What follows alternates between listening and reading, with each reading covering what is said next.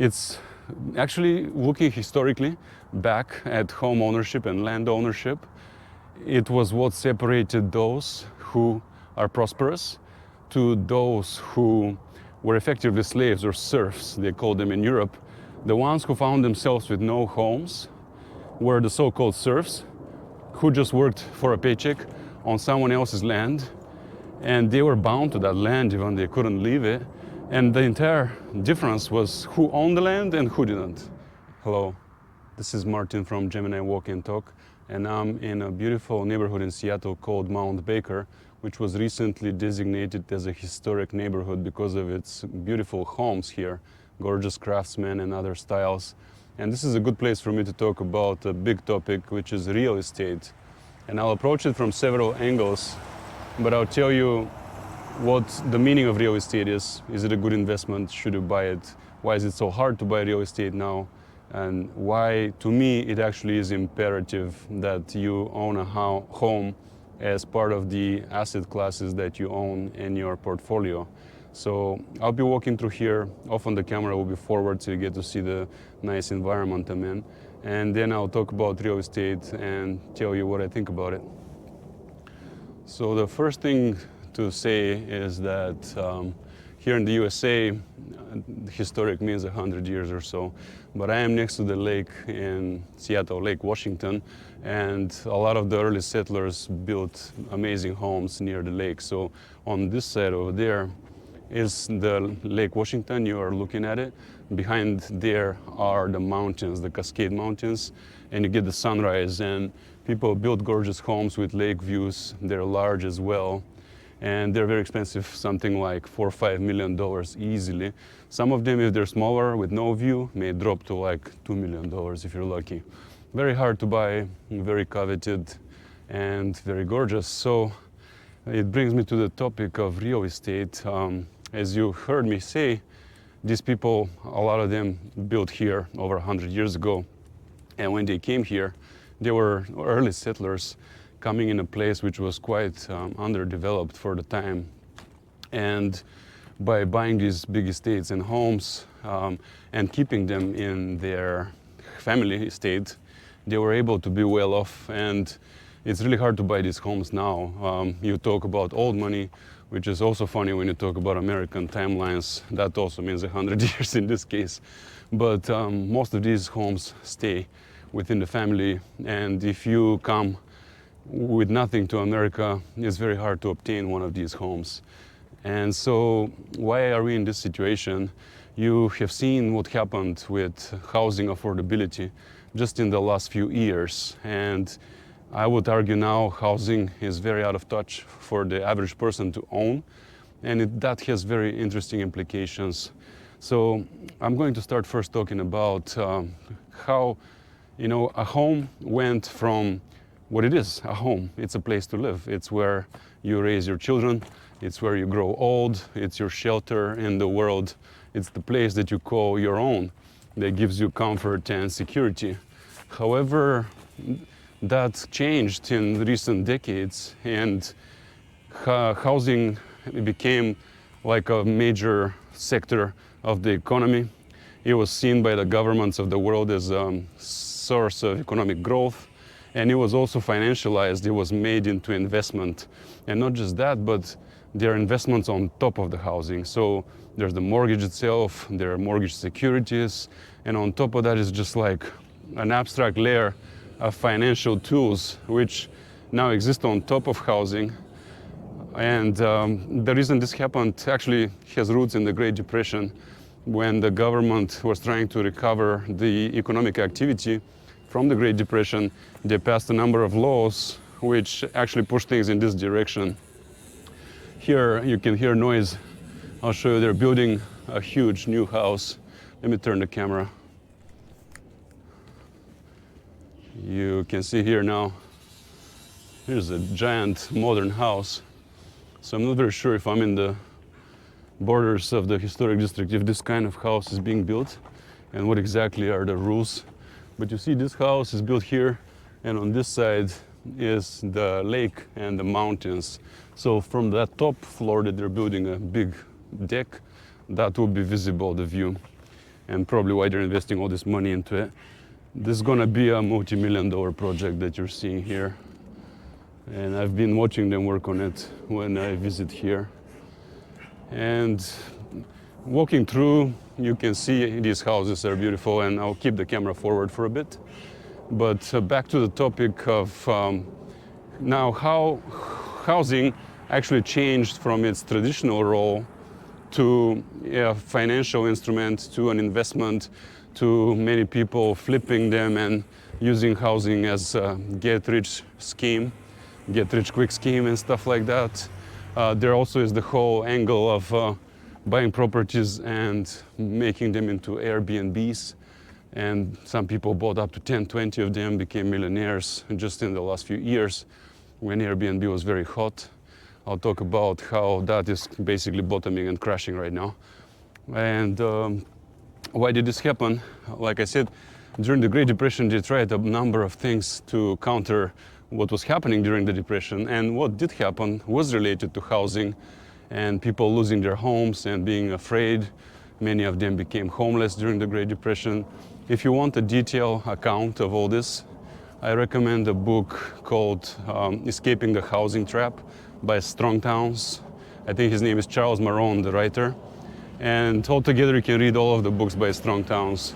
And they're very eye-opening, and I have learned a lot, and they match my beliefs and my understanding very well. So he goes over all this, but ultimately where we found ourselves is that in 2005-06 there was a massive housing bubble, and the housing had become just too much of investment instead of actually being what it is, a home. And so some crazy numbers, people were so much in debt to their eyeballs, and then they were flipping the house every few years, moving and moving and moving, always trying to get a better deal, a little more money out of it, using the house as a piggy bank with the home equity loan, etc. So it wasn't about homes anymore. It was about a get-rich-quick scheme, and it became on a national level. So what happened is, all of a sudden, housing became unaffordable for most people. They were not able to pay these high mortgages based on these bubble prices, and because of that, housing crashed. And out of that, we got the big recession. And that recession actually had interesting implications. Sorry, there's noise. I'm gonna cut. See some noisy house maintenance going on. An exceptionally beautiful house here. You see, looks like the White House. He has Corinthian columns with the flourishes and everything. Very beautiful. And many other houses. These actually are the really nice ones on this side that have the direct lake views and cost a lot more money. But anyway, back to the topic. So housing became unaffordable, and the housing bubble crashed. It took down the stock market, the employment market. We got what we call the Great Recession out of it. And because of that is the root of the current problem that we have. The housing affordability went to hell again because all the governments did in unison, and the central banks, they started lowering the interest rates eventually to zero. And then on top of that, they printed money that they called QE, quantitative easing, and that simply reinflated the housing bubble. But not just that, and when COVID came and they locked down the economy, they printed something like $10 trillion in America alone in the last 4 years. And housing went up another 40% or so. And so at that point, it really was not keeping up with incomes at all. There we have some view here. This gorgeous house, kind of a Tudor style, a little bit traditional European looking. Nice, overlooking the lake. And so housing went yet another 40% in like 2020, 2021. And then it kind of plateaued, but it's still slowly creeping up. And many people said and thought that housing is going to crash because of all this, how it spiked so hard, and then because of all this inflation, the interest rates were raised. But that did not happen, and it did not happen because when rates fell to zero, then people refinanced at historically low rates. And that includes me. I'll tell you as well about my strategy with real estate in this video. But I was able to refinance 2 properties here in Seattle at 3%, and that's basically near the bottom of the historically low rates. And as an effect, now we're locked in. We don't want to sell. And inventory plummeted, and also buying activity plummeted because the rates were so high. Now I'll give you a number here. I bought a house in 2019, and I got a good deal back then. And then I refinanced at 3%, very low rate. So now the mortgage on that house is about $3,000. And if I was to buy it again, same house, for the new price it costs, and at the new interest rates, it would cost $5,500 a month, and easily spiking towards $6,000 a month. So you see how now the monthly price, the mortgage payment on the same house has doubled in the last 5 years, and that is brutal.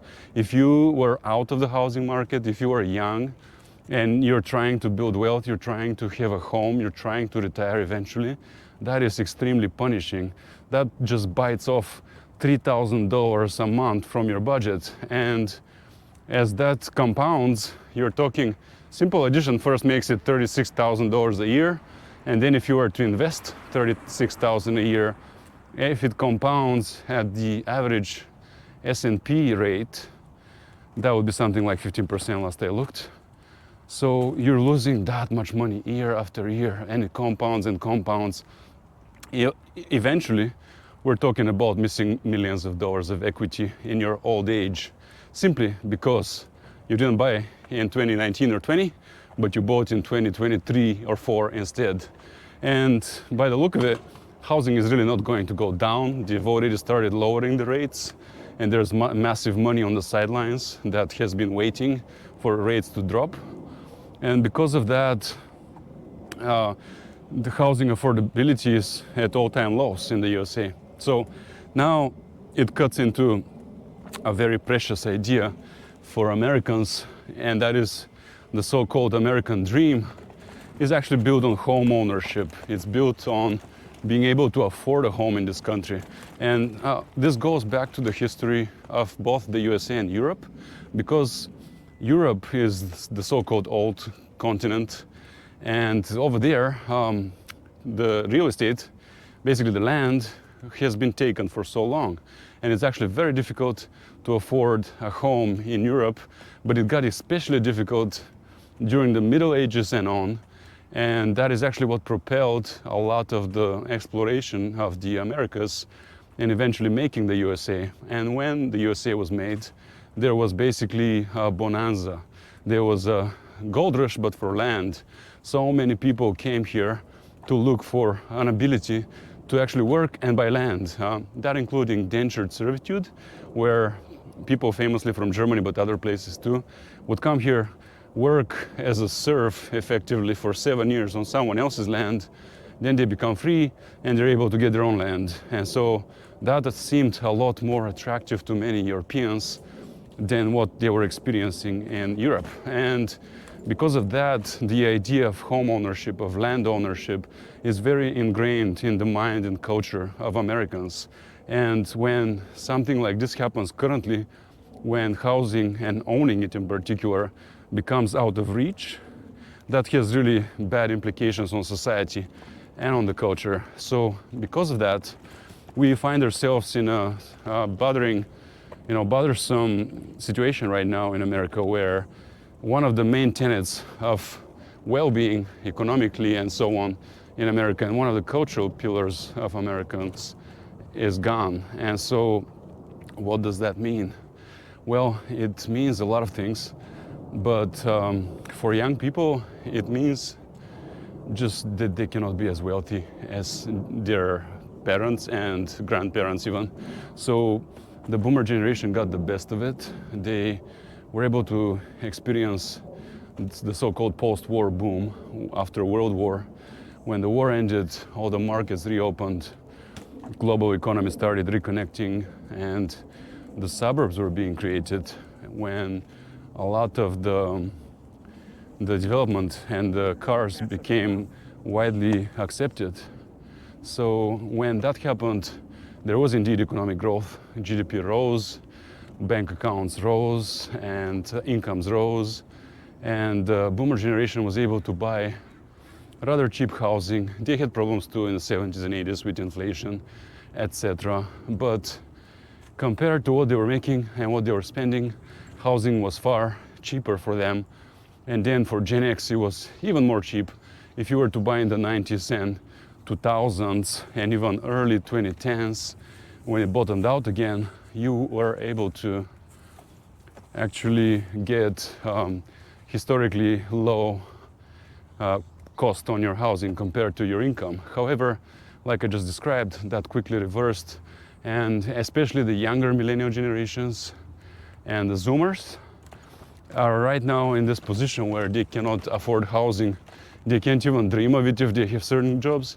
Only a few jobs actually allow you to make enough to make housing in most cities. And the truth is, even if they could, many of them are choosing not to, because let's be honest, why would you miss that $3,000 from your income that I just described? Well, here's a strong case of why you actually should own a home, but now is probably not the best time to buy one. I waited, for example, ever since the big crash, I waited for a good time to buy, and I was watching the market for years, and I was doing math and studying and thinking of when is best. So I would agree the current moment is not good, but altogether you should definitely aspire to own a home as a young person, as someone trying to start a family especially, but even anyone who knows eventually they'll have to retire. And that is really by far the main problem. If you don't own anything and you eventually are not able to compete in the workforce, whether it's old age or simply the skill has moved on that you had and is no longer so needed, you actually can't work forever. Something will come to an end. And at that point, if you don't own a home, you truly risk ending up on the street in this country. There's little that is given to you for free here. And so you actually want to have a home. It's actually looking historically back at home ownership and land ownership. It was what separated those who are prosperous to those who were effectively slaves or serfs, they called them in Europe. The ones who found themselves with no homes were the so-called serfs, who just worked for a paycheck on someone else's land, and they were bound to that land even they couldn't leave it. And the entire difference was who owned the land and who didn't. And that was what separated you from a free, prosperous person with someone who is actually in bondage for life, and not just life, but generations over generations, because it was very difficult to escape. And looking now at where we find ourselves with the housing affordability, I think we're heading in a similar direction, and I'll tell you in a second. But let me show you the view first. Here's where we find ourselves overlooking Lake Washington. This is the I-90 floating bridge. And on the other side of the lake is Bellevue. And I already see snowy mountains in October, and fall color is beautiful. So all these houses that I was walking by, they have this view in their living room and yard, which is fantastic.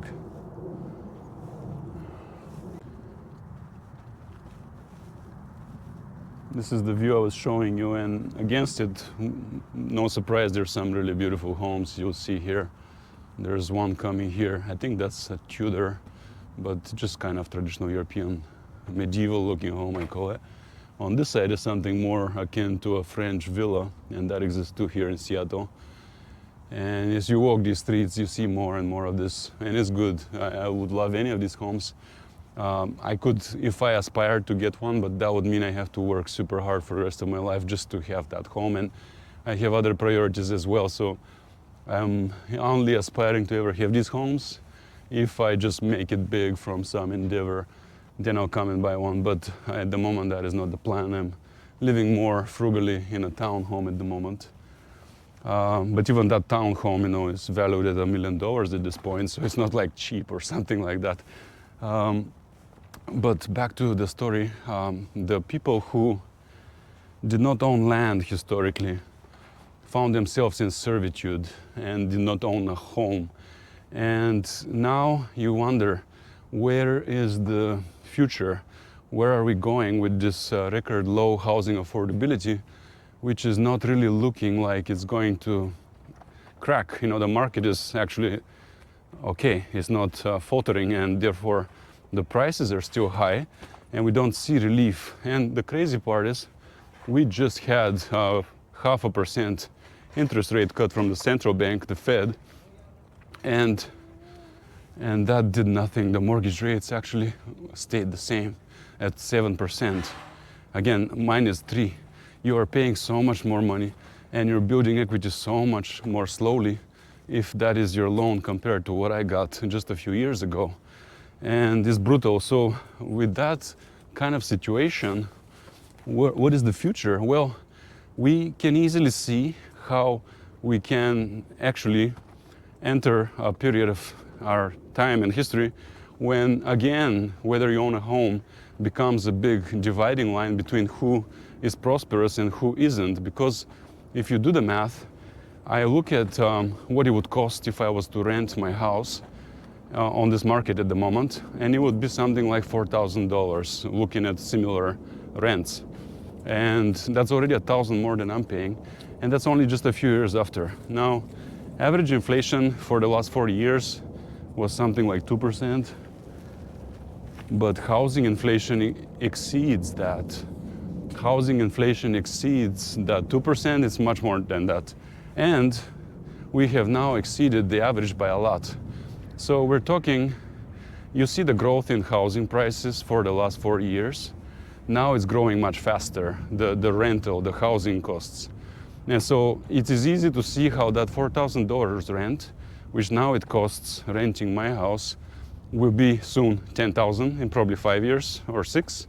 And then in another 10, it will be more like 15. And then 20, 30 years, it is not far-fetched to say, with our current inflation rates, that it will cost $30,000, $40,000, $50,000 to rent a home when I am old and when I'm pushing 60, 70.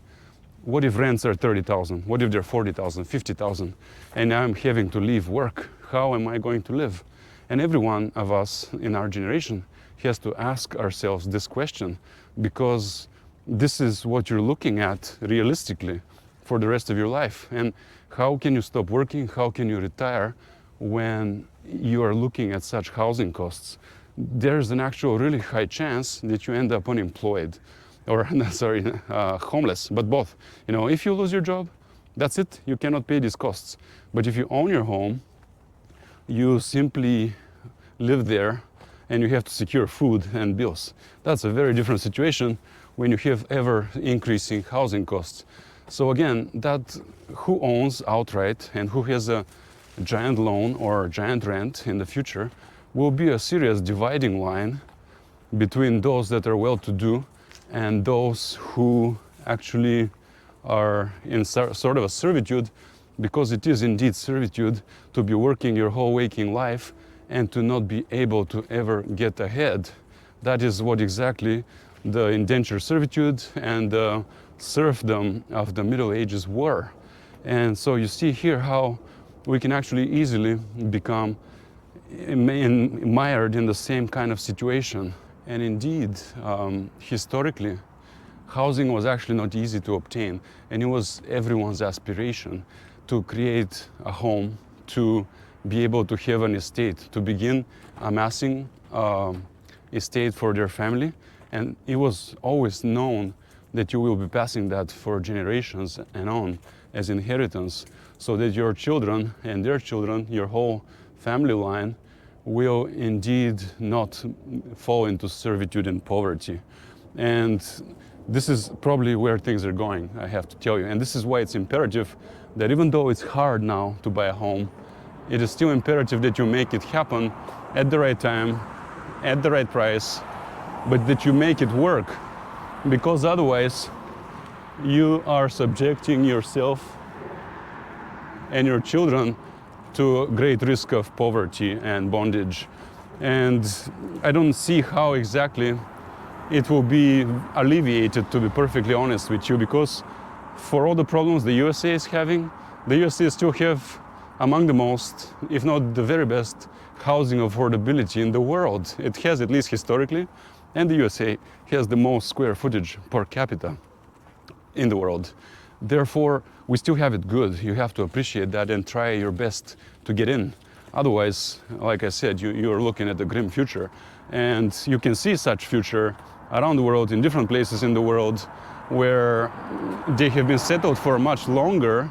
And when you look at a city like Paris and other ones, London, you cannot touch any of the core of the Paris or London or many other cities like that unless you are actually big time rich. Condos cost in the millions, a big house would cost in multiple millions, tens of millions, who knows. And then you are talking about a situation in which only the rich can pass each other the real estate and all the good land, at least. And that's the other thing. Places that have been settled for a long time, like thousands of years, the good land, the desirable places to live, with the good climate, good conditions, good everything, they have been taken for centuries and they're untouchable. Only the old money can touch. You go to the Riviera, Monaco, Lake Como, anywhere, Paris downtown, like I said, all these places have now become untouchable. And because of that, we have no choice but to come to America in many cases as Europeans. At least that has been the reason that has driven the immigration. And so the truth is the USA, having been settled in large numbers more recently, still has good land, still has affordable prices, but that is not forever, because even here it's starting to run out. If you go to a place like Manhattan, like California, you can see how the future of America also looks. And in Manhattan, everything's untouchable as well. You know, you're talking big money, crazy, thousands and thousands, pushing 10,000, maybe 6, to buy anything in there. A limited, terrible apartment in New York, thousands of dollars a month.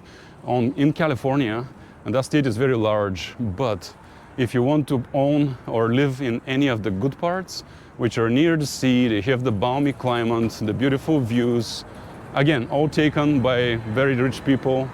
You could say the economic elites or cultural elites have already taken it all, and they don't plan letting go of it, because their thinking is what I'm describing, which is to keep it, pass it.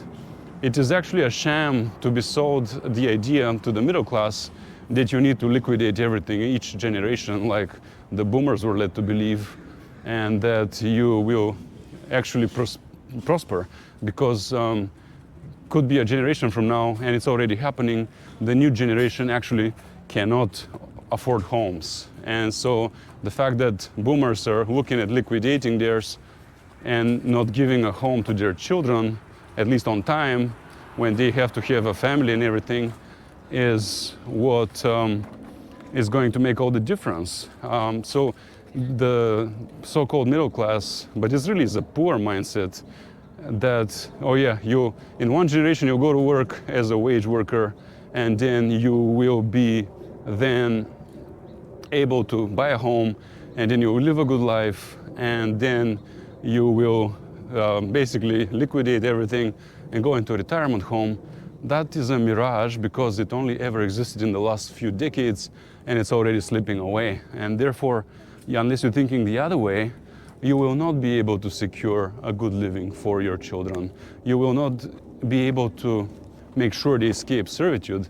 And this is why historically it was the aristocrats who, and the nobility, and those who thought in terms of generations forward, they are the ones that established themselves as well-to-do, and they were the elites and the rulers in these societies, while the people who were thinking in terms of one lifetime, they were perpetual serfs.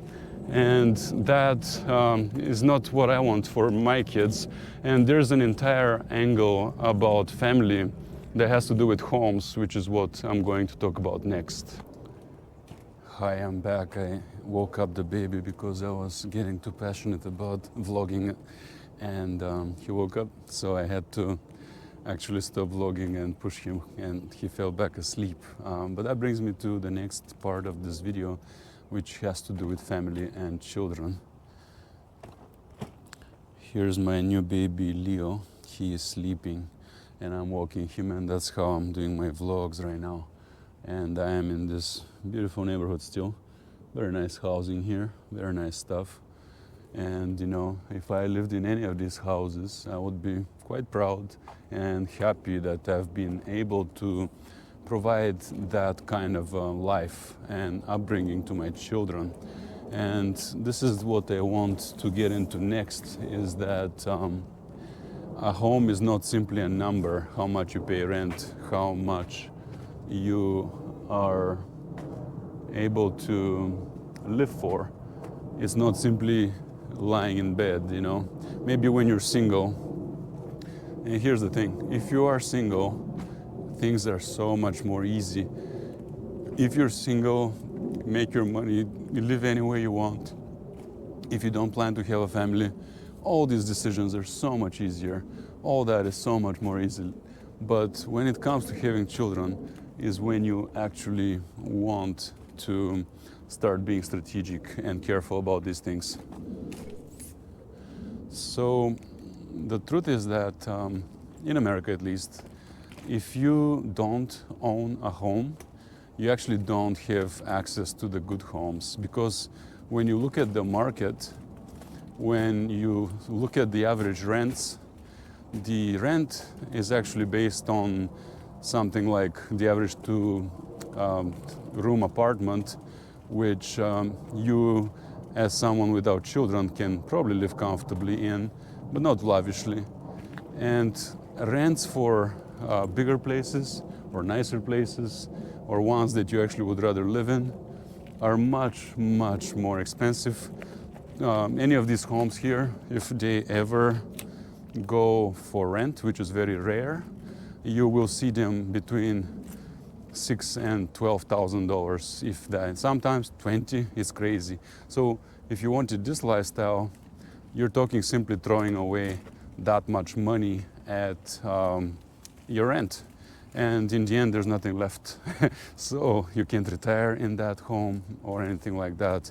And it's similar in other places, but most people simply go into the suburbia, in the cookie cutter houses where there's no walkability, no community, and there's a slew of other problems that come from that. And by the way, I'll make many more videos on the topic of suburban living and why I choose to avoid it like the plague. But it actually fails in so many metrics. But most people actually cannot afford to live here, and I totally understand them for having to go and live in the suburbs, because there it's easier to afford a home which is the size suitable for a family. But even there, in the case of the Seattle metropolis, the houses have become very expensive, on par often with the city, and even more expensive than the city in the case of the eastern suburbs where Microsoft is. And so you end up in this situation where if you actually don't own a house, if you don't slowly build equity over time, I'm gonna get winded here up this hill, but bear with me. If you don't invest in a home, if you don't slowly pay your mortgage, build equity, the high quality housing is actually out of reach for you normally, especially as life goes on and you start aging. And when it comes to raising a family, how you raise them, the environment you raise the children in as they are young and growing, is actually extremely important to their well-being and the way they develop physically, psychologically, in all kinds of ways. And therefore, if you plan to procreate and leave something on this earth behind yourself, you have to think very carefully about buying a home, and make sure not just you buy one, but it's the right one, and it's in the right location, and it's the size you need, etc. I told you, the hills in Seattle are no joke when you're pushing a 60-pound stroller and talking on camera. So I need a moment to gather my breath here. Hi, I caught my breath a little bit, and so now I can keep talking. I was saying how it will be imperative as you are starting a family that you buy a home for your family, and that home to be in the right location and of the right quality. You can fall victim to very many problems. One problem, simple as that, is having mold. If your home is too old, it wasn't built right or anything like that, it wasn't maintained correctly, you may have mold, and that actually will ruin your children's health for a lifetime. And so that's a very simple example. There's many more examples. If you are in a place which is not safe, there's crime and there's drugs that can affect your children. Again, not what you want. And all your effort to raising that child can go to waste if you raise that child for 18 years and they fall victim to crime, or they get on drugs like fentanyl, which is a death sentence. And likewise, personally, I don't find the suburbs attractive, but I understand why people go there. I'll talk about that in another video. But altogether, and then there's the issue of simply not having enough space. Having too little space for a young child to thrive and blossom is very, very obvious and important. Before my wife and I had the children, we lived in a condo in Lower Queen Anne in Seattle, and it was around 1,100 square feet. And that is actually a decent sized apartment, but right before COVID happened, we moved, and then we had a child, and that's among the very best things we did, because not only did we move to a house twice the size, which now allows us to have a much better life with our children, but also a neighborhood which is so much better for our children. And in this neighborhood, honestly, our children are thriving. They love all the parks, they love the walkability in that new neighborhood. It's not an urban jungle. There's so many more things to do that are not only for adults. So we sort of found the middle ground between the city and the suburbs. And for me personally, that's the gold middle right there, the balance that you seek to find for yourself. I was able to find that by living within the city, not exactly in the central part of it, but still in a very good neighborhood. And I see in my children how that choice affects them daily, and it determines whether they thrive. And when you talk about children, failure to thrive is actually a diagnosis, I think, and honestly has a ton to do with the kind of environment you're raising them, obviously also how you're treating them. But if your child is in a moldy place, in a small place, in a dirty place, in a violent place, and so on, they will not thrive. And often those environmental issues will get to affect their health very quickly, because small children are very malleable. They are so fragile at first, and their entire being is being developed as they grow. And those early formative years are extremely important for them. And if you have any of these problems, and this is just a small number on the list, you can easily see health problems develop very quickly, and you have to be on your toes. So when you're making these choices, and this is not rocket science, many parents know it, but those who are more thoughtful and affluent are the ones actually able to do something about it. And you also have to consider how good the school district is.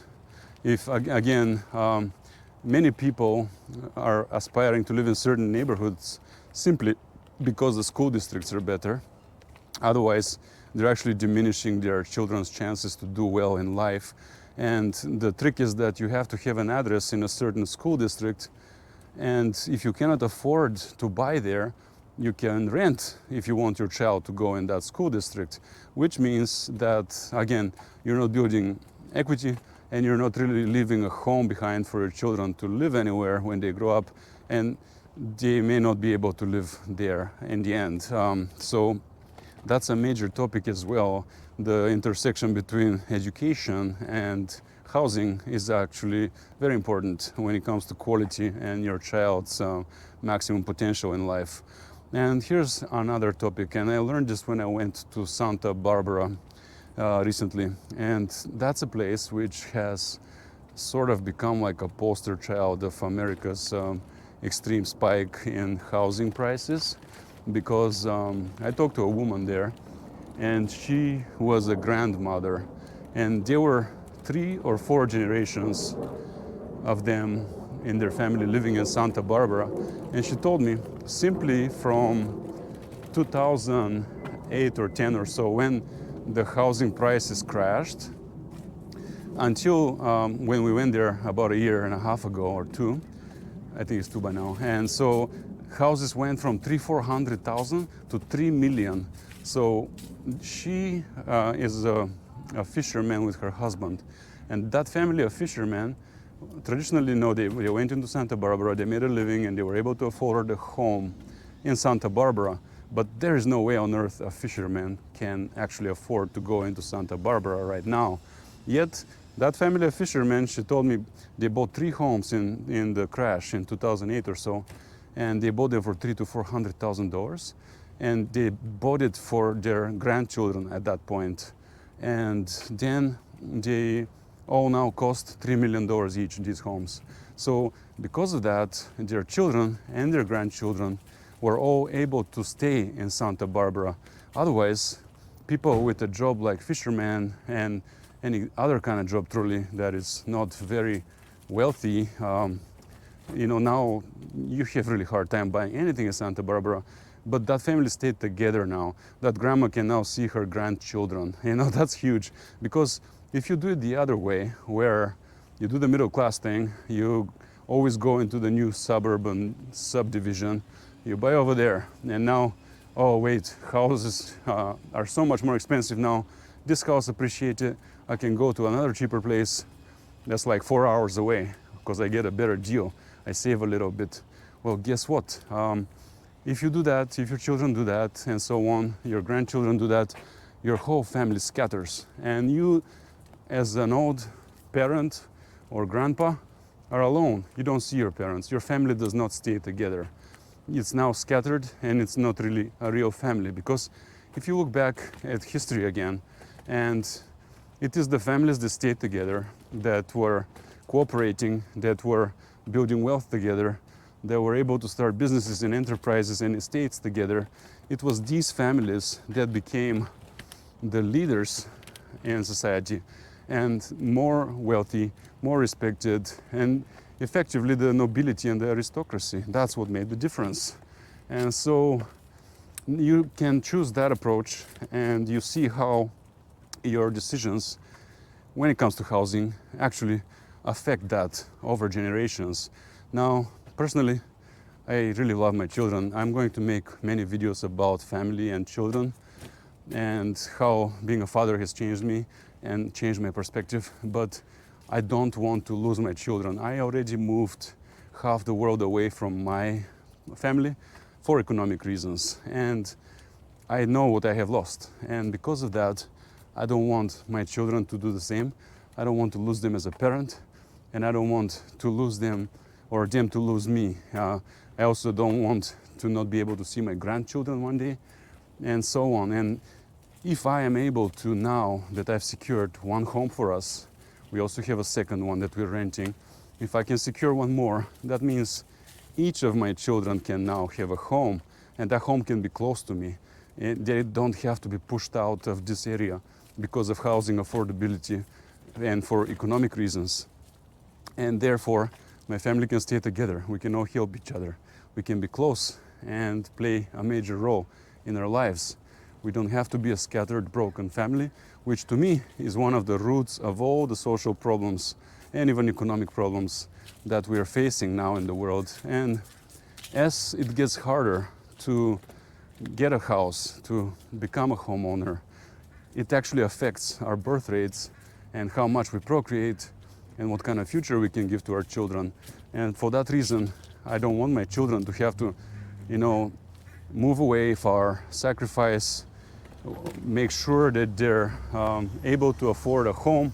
For that reason, they're far and work a job they may not like to, and they may not end up procreating because of that. It's very possible, and you see around the world now a demographic crisis because of these issues. Many kids or young people or even middle-aged people at this point are not procreating because they don't see how to make it work economically, and housing is the biggest factor in all that. So you see how you strategically invest and acquire housing, real estate, actually affects even things like fertility and whether your bloodline remains on this planet. So think about it wisely. And I have many more topics, yes, but also things to say about real estate and other topics, parenting, economics. So subscribe and you can follow along. Thank you for watching.